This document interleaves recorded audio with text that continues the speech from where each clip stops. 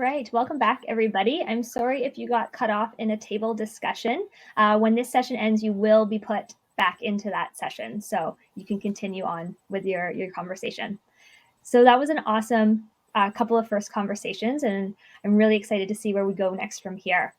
Our second panel discussion is called Grow Equity and Inclusion with Social Value Suppliers. And our moderator is Nerissa Faruqi from Biosocial Canada. I'm just getting some pings. People can hear me. Great. That's what I want. Don't want to be speaking into the void, which I sometimes feel like I am. So welcome to the stage, Nerissa, and the panelists for this session. And Nerissa, once you're up on here, I'll invite you to, once you've come on camera, we're going to do a surprise, which I promised. So we're going to give a prize giveaway, a copy of David LePage's book, Marketplace Revolution. So if you could please choose a number between 1 and 137. Okay, I'm going to pick 73. 73, okay. And the winner is Dan Manufu. Awesome. Welcome. Congrats, Dan. We will get in touch and send you a copy of this book. Okay, and I'll let you take it from here, Nerissa. Enjoy your session. Thank you so much, Tori, and hello, everyone. So for today's session, Grow Equity and Inclusion. There are many different business types that can create positive impact. Social enterprises, Black, Indigenous, and diverse-owned businesses, cooperatives, and more. These are what we call social value suppliers, suppliers that generate positive impacts in the community through the work they do. Today, we're going to hear from a supplier and a few organizations representing social value suppliers about how the work they and their members do grows equity and inclusion, and how purchasers can help amplify this impact. So let me introduce today's panel. First, we have Nerissa Allen, co-founder and president of Black Business Association of BC, a nonprofit that supports Black business and entrepreneurship. Next, we have Marwan Kogli, Executive Director of Infinigard, a social enterprise security service based in the Toronto neighborhood of Regent Park that trains and provides employment opportunities to members of the community, including youth at risk, new immigrants, and women. And last but not least is Daniel Brunette, Director of Strategic Alliances and Initiatives at Co-operatives and Mutuals Canada, a national association that supports, promotes, and unites Canada's cooperative and mutual enterprises. Welcome all. So to get things started, each of you represents organizations that are working to grow equity and inclusion in the marketplace, as well as our communities. So I would love to hear from each of you a brief example or a story of how your work or your organization's work has led to a positive impact in your community. Maybe I can start with Nerissa. Oh, Nerissa, you're just on mute.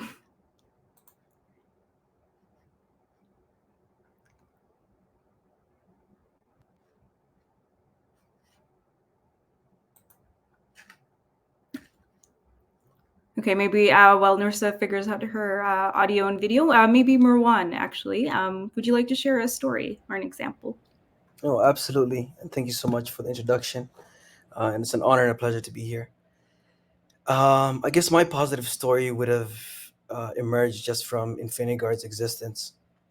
Just have a quick story. Prior to Infinigard, I have essentially carried myself as a security leader in the city of Toronto.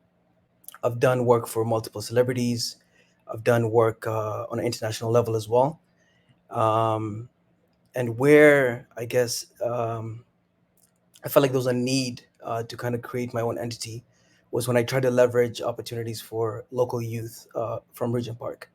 And for those who don't know Regent Park, it's a low-income neighborhood, low-income community that's been plagued by gang-related activity, drugs and prostitution, essentially. And I had two individuals, actually, one who passed away, unfortunately, at the time, and there's another one who got incarcerated. And at that point, I felt like, I needed to create something. I need to kind of create change. I need to use my skill set, my expertise to create something that's going to bring about some sort of change in Regent Park. And I was very lucky to kind of go forward with the program through TEF and United Way. It was where I was able to pitch my idea at the time, which was essentially just a security company. I didn't really know how to mold it into a social enterprise. And during my cohort and during the very impactful workshops, I was able to understand the idea of what a social enterprise is all about.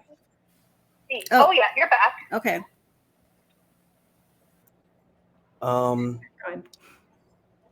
And there I created this idea around InfiniGuard, and I worked with consultants to essentially try to pitch the idea about offering free security training, which at the time I was getting a lot of pushback because obviously security training is a huge revenue stream for a lot of companies. And here you are as a small emerging company trying to offer free training. So I was getting a lot of pushback. But to me, I think the change and the impact and doing something for my community had more value than money. And I moved forward with the free security training.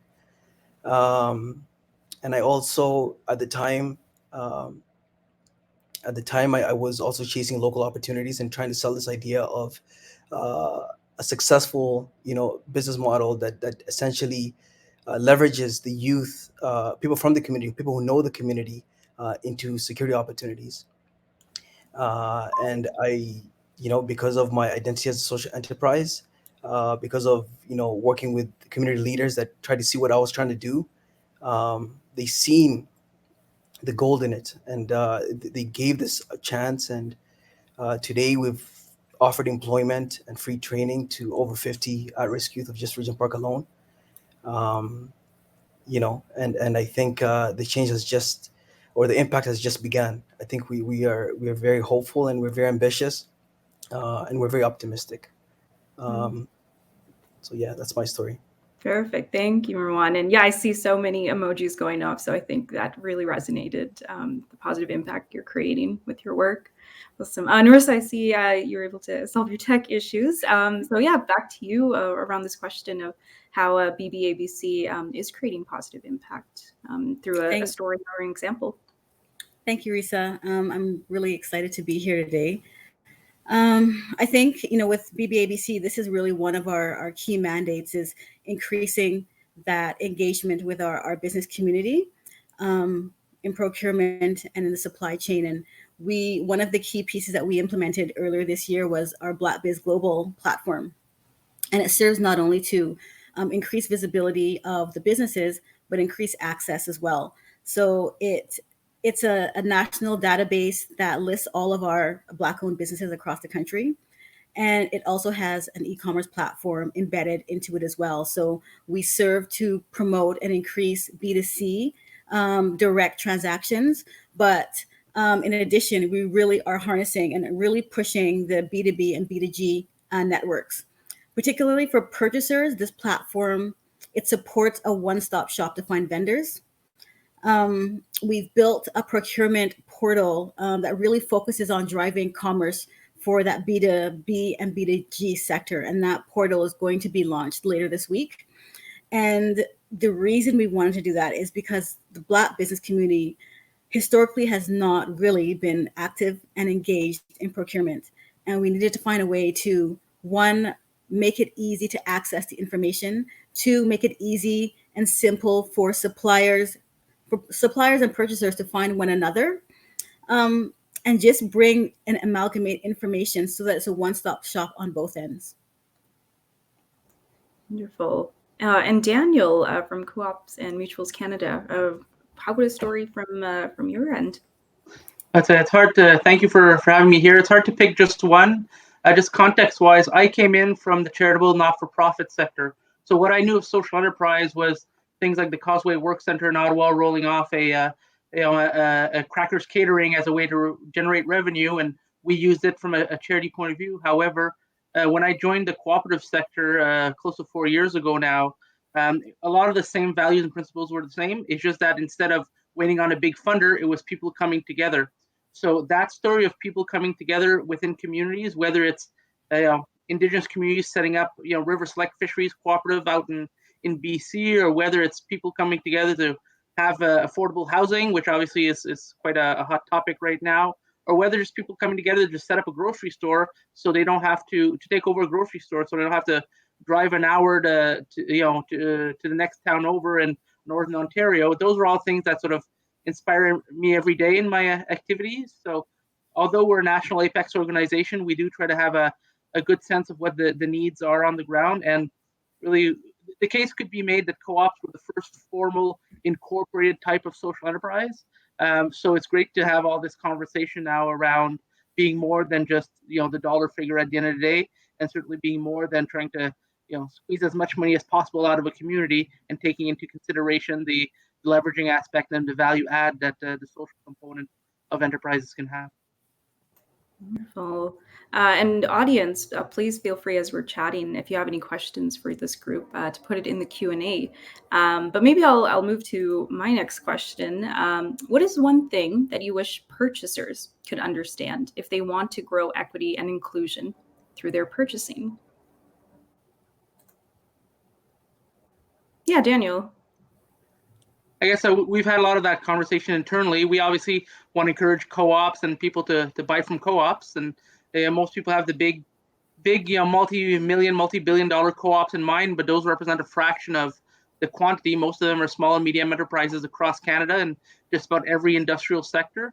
So when we're talking about procuring from co-ops, yes, you can find just about everything and anything through co-ops, whether it's childcare services, whether it's financial services, whether it's insurance, whether it's you can get a tattoo in Montreal from a co-op tattoo artist shop. There's everything around the board. However, we've also built a database that allows people to cross-reference. If I'm looking for Black Canadian co-ops or Indigenous co-ops, you can find where they are. It's not like Nerissa's online purchasing platform. It's not as like that. However, those that are going to be purchasing need to look at, do some introspection and look at their own audit internally where they're spending their money, and then have the thoughtful reflex, hopefully embedded as, well, where can I turn?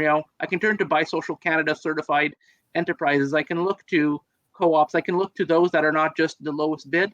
As Brianna had mentioned in the previous session, it might not be the lowest bid, but the dollar will go longer and have a lot more impact. I see Nerissa was nodding her head quite a lot there. Nerissa, thoughts on this question? Yeah, similar to Daniel, I think that many businesses in the Black business community are small and micro businesses. So I think they're more suited in many cases to smaller contracts or to subcontracts. So I think it's important to consider, when you're looking at your procurement strategy for your business, consider what part of that product procurement may be best aligned when you're looking to find vendors. BBABC, like Daniel said, there's different organizations that are available to help you with that process. If you need help, Buy Social Canada, we're here to support and provide that guidance and to help link potential partnerships. So, and that includes helping to match buyers with vendors. If you have a larger contract that you need, we've also streamlined our operations to be able to support the larger contracts by working in kind of a co-op format where we will pull in all of our members because we know who sells what. So once we have a clear understanding of, we've got 6 vendors that sell pens, maybe one might not be able to supply that contract, but if we pull all 6 together, we can meet that contract. So there's various ways that we can work together to help to build and create that equity inclusion amongst the supply chain. So it's just about reaching out. And Marwan, how about from your perspective as a social enterprise, what is one thing you wish purchasers could understand? Of course, I think what I would sell is the idea of understanding what social value is all about, understanding what social mission as a social enterprise try to capture. What does that mean to you? And what does that cost? I know for someone like myself and in Finneguard, we struggle heavily in terms of trying to leverage that social value. It's a very competitive market, especially when you talk about the security industry. There is, over 1,000, close to even 10,000 security companies in Toronto alone. A lot of them are small businesses, and just trying to compete in such a market is very, very tough. And so now when you try to leverage that social mission, it just makes it so much harder because you're talking about offering free security training, offering wages, livable wages. So I'm anti minimum wage because I have, the people that I serve. You have to entice them. You have to show them another opportunity other than selling drugs. So just kind of selling that piece, the social value piece, I think is very challenging. And there've been a lot of great initiatives that came about, including by Social Canada, like social procurement channels that try to leverage the social enterprises that exist and try to connect them to people who want to procure socially. So I think just trying to understand, the industry in itself, understand its growth, understand what it's all about. I think it's is what I would push for sure. That's awesome. And kind of in relation to that, you talked about, understanding social value. And question for all of you, how do you measure and track the positive impact that social value you create or your members create in the communities that they serve? Nerissa. I think there's a number of ways to do it. And I think that you have to look first at how much are the businesses progressing within your network. So I've got one example of a company called Woven Worldwide, and they are a small business. They sell handmade baskets that are woven in Ghana. She has a really great story, Viola Labby, about how she has been able to impact communities in Ghana, making the baskets there, leveraging that to sell them here in Canada. It's a really, really beautiful story. And I think that showing that impact that she's been able to, she was selling at retail for the most part of her business. When we started to introduce the idea of B2B, and she took the course that BioSocial put on, that they developed for our organization, she started to see the avenue for her to go B2B and start to sell to retailers in that aspect and increase her revenue streams through that new avenue. I think that is amazing to see that transformation of her business in those few months. I think that we put on that workshop in March of this year with BioSocial Canada. It's now November. She has had to hire. She has procured a number of different contracts, not just in North America, but in Europe as well, through being able to see the vision of moving to procurement and selling to retailers. So it's really wonderful to see that change. Once you give people the knowledge and the tools to be able to implement and roll out a strategy, they will run with it. We just need to provide that information. And I think then helping them to certify, tracking the participation and engagement of Black-owned businesses within the procurement ecosystem, and measuring the progress of that over time. So if we started off with 5 Black-owned businesses, really engaged in procurement, and we develop these trainings and we provide the information and knowledge awareness, a year from now, how many Black-owned businesses are in procurement? Are there more? Like, we expect to see, that progression and growth of more businesses in that streamline. And if we don't, then we need to take a look at, how can we pivot the strategy that we've rolled out to make it happen? Or is there a blockage in the pipeline somewhere? Maybe there are more Black businesses engaged in the actual process, but maybe they're getting stuck somewhere along the line, and we're not seeing that transition to having more contracts. So it's about measuring, how many businesses are actually getting involved, and then also how far along that pipeline are they getting. So, and all those things are what we're working on right now to track and measure. So, how about yourself, Marwan? Or Marwan and then Daniel. Absolutely. I think for us, it's like, Infinity Guard essentially, I think, symbolizes opportunity and symbolizes hope. So the second that you see, you're retaining your employees, I think that shows that we're doing something right. And that's how we kind of track, the impact that we essentially bring to the community. But also the numbers, to be quite honest. Like, we've seen a lot of growth within our social enterprise.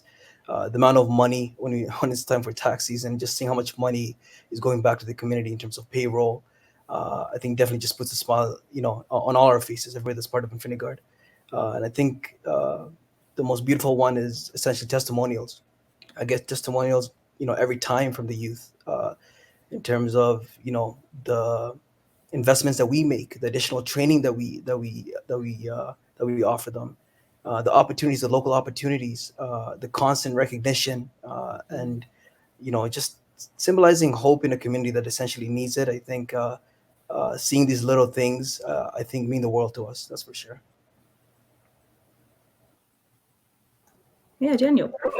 To Marwan's point about testimonials, we as the national body, we obviously work with the government and work with a few other entities to have the formal statistics as provided by Statistics Canada. We have the joy of and opportunities of being a formally incorporated scenario, so we can actually pull numbers based on that and know the quantitative, how many new co-ops, how many they grow, financial numbers, and so on.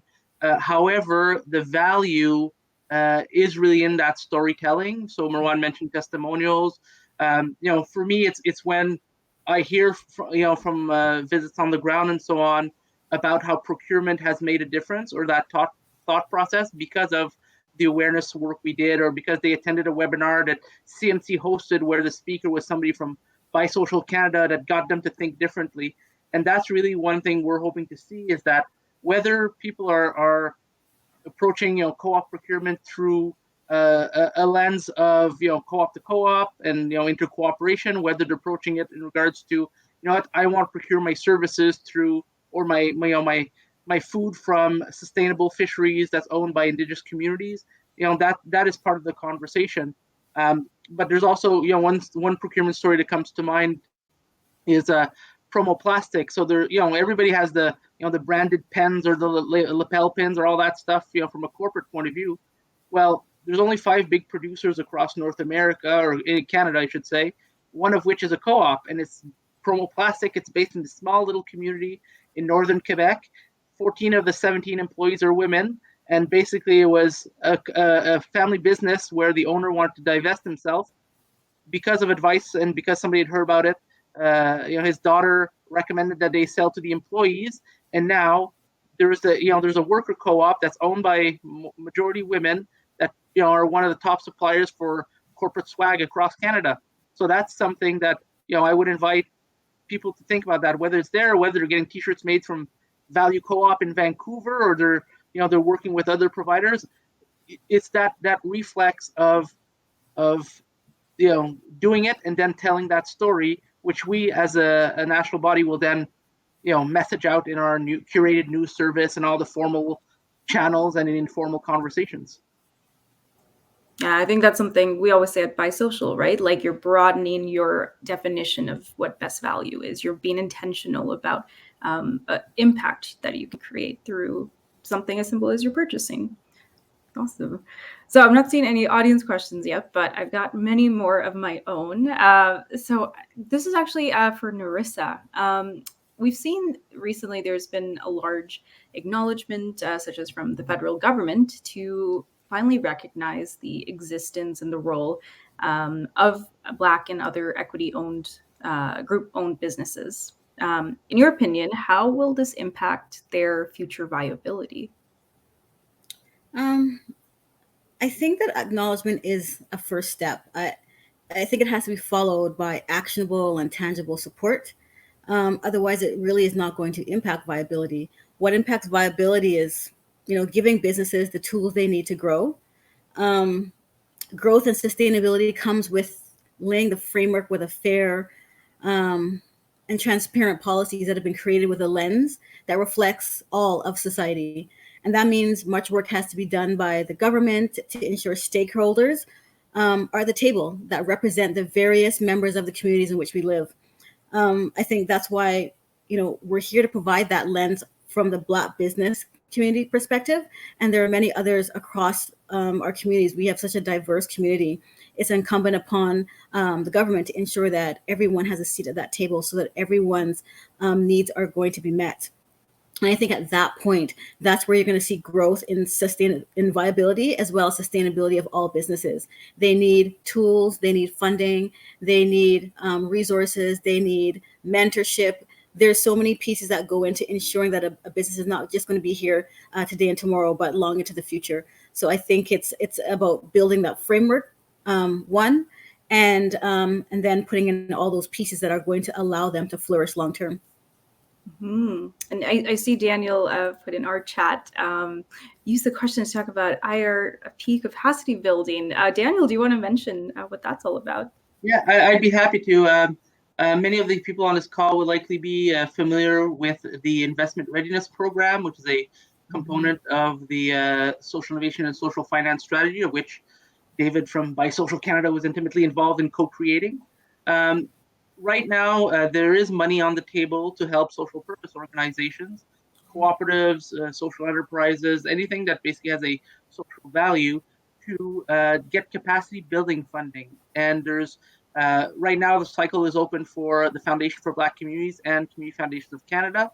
The National Association of Friendship Centers just closed, but they'll have others, as is the same for the Canadian Women's Foundation. So that links directly with what Nerissa said in terms of building that capacity that will allow the organizations to stand on more solid ground and get the tools they need, be it business plans or feasibility studies. And Le Chantier d'économie sociale will cover everything in Quebec, but all the other ones I mentioned serve across Canada. And if you're not familiar with it, I can suggest you actually look in the recommendations in the chat that's just been posted. However, it's a fantastic program that could help leverage probably just about everything and everybody that's involved on this call today for that capacity and growth. Yeah, thanks for the shout out, Daniel. So yeah, definitely check out the links that have been posted. So maybe let me move to Marwan. Being a social enterprise, you make a concerted effort to train and hire new immigrants, at-risk and marginalized youth and young women in the security sector. So I was curious, we talked about storytelling and sharing the success of the positive impact we create, but working in that security sector, do you find it challenging to explain to potential customers the benefit or the value that working with your organization has versus just a for-profit security business?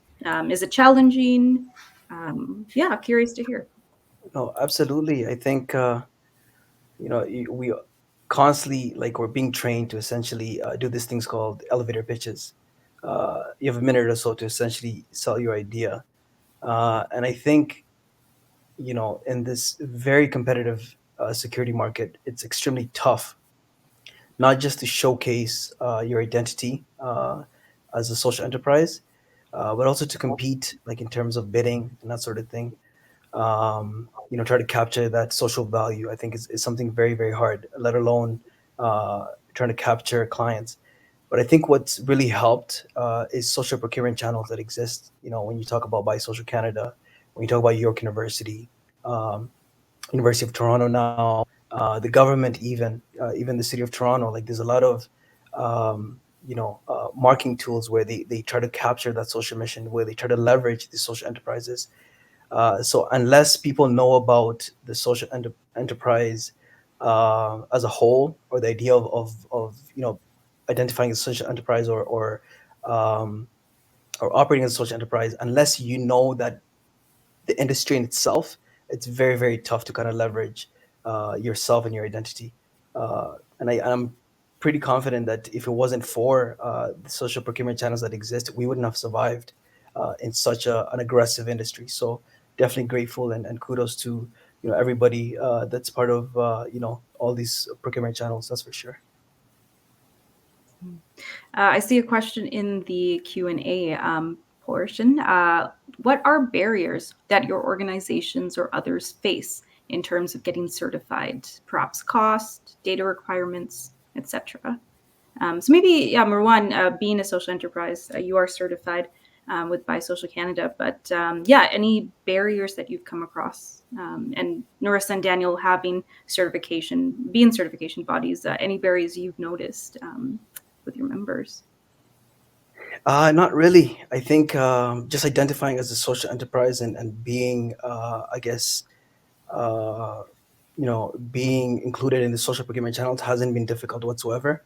It's been relatively easy, actually.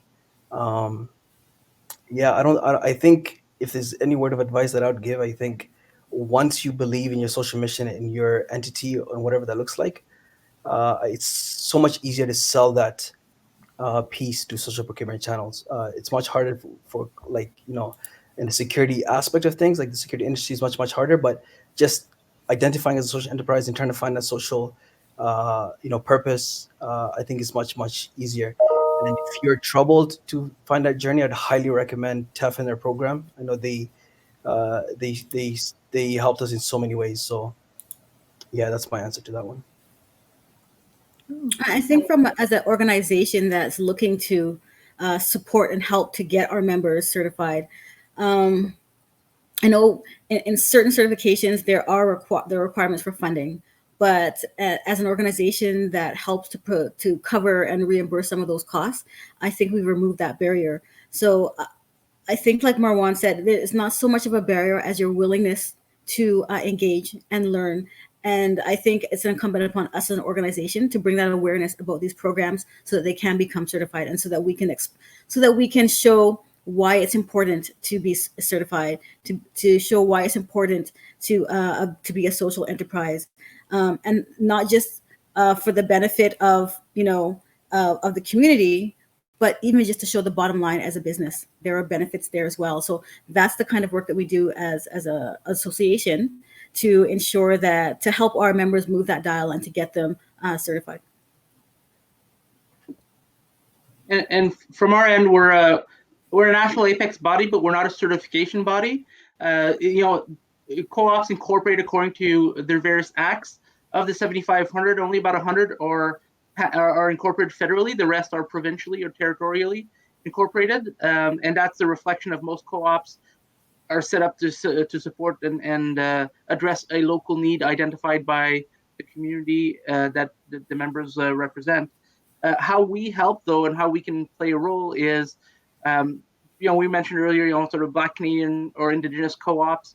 There's no such legal entity as a Black Canadian co-op, but we do have cooperatives like Studio 145 in Toronto that are mostly all the members are from the Black Canadian community. They're very proud of that fact, and they mostly serve the Black Canadian community. So we can sort of include them on a list when Victor Beausoleil from Social Economy through Social Inclusion asks for Black Canadian co-ops. We can share that, and we can do research on, are there commonalities between that.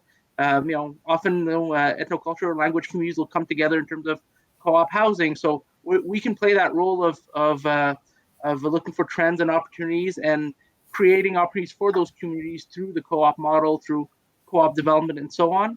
And then we're also involved in some research projects. We talked about Canadian values earlier.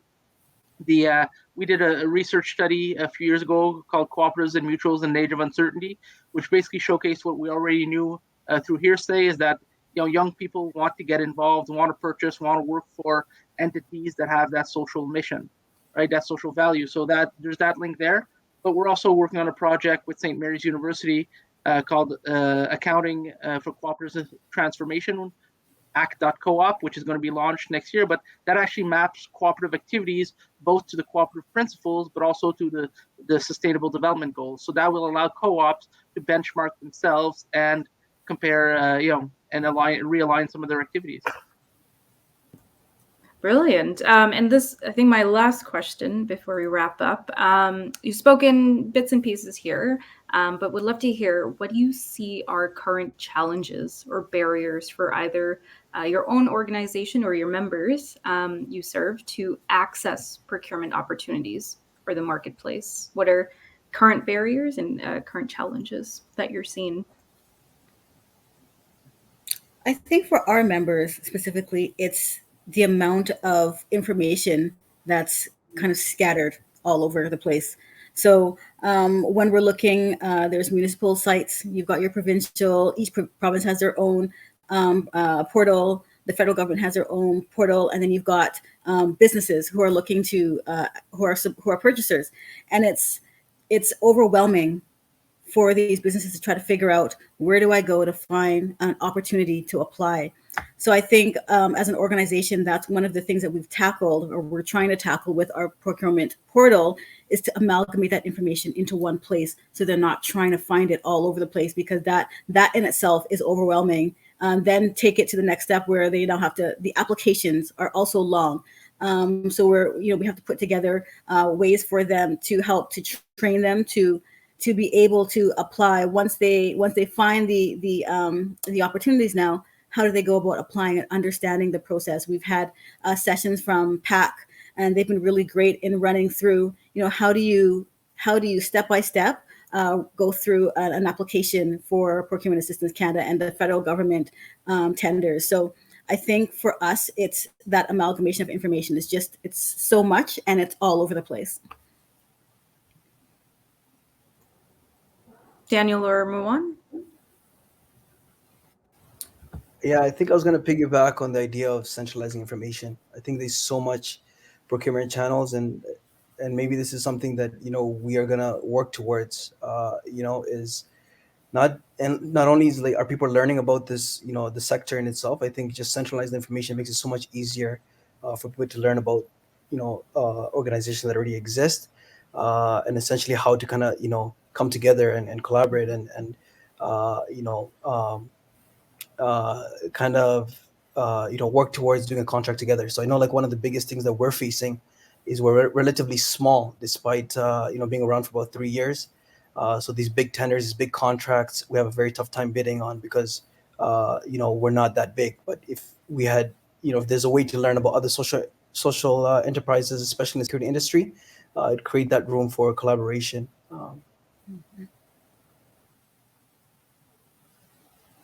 From our end, I agree with the other speakers. However, I would also say from a co-op point of view, because it's always focused on meeting a community need, the reflex is not always there, or co-ops may not see themselves participating in broader co-op contracts or questions. I'm not talking about the large co-ops that might be producing multi-million dollars in sales and so on. I'm talking about the the small worker-owned restaurant that might be a vegan restaurant in Calgary, or somebody wanting to do fair trade Camino chocolates type of thing. They're used to answering a specific need as expressed by their members, and they might not see themselves as part of the broader procurement conversation. So it's basically helping them realize that they're actually part of either the supply or the demand side. They can play a role in both in terms of helping create a more sort of equitable economy. Wonderful. All right. Thank you so much, Nerissa, Marwan, and Daniel, for that really awesome discussion, and tons of links in the chat. So do have a look at those, folks. So now we're going to head into a little break. So please do join those tables if you want to discuss further. But if you need just a bit of a break, you don't need to join a table. And the next session will begin at 11:05 Pacific or 2:05 if you're on the Eastern side. So thanks again to this wonderful panel, and we'll see you back for session 3. Thank you.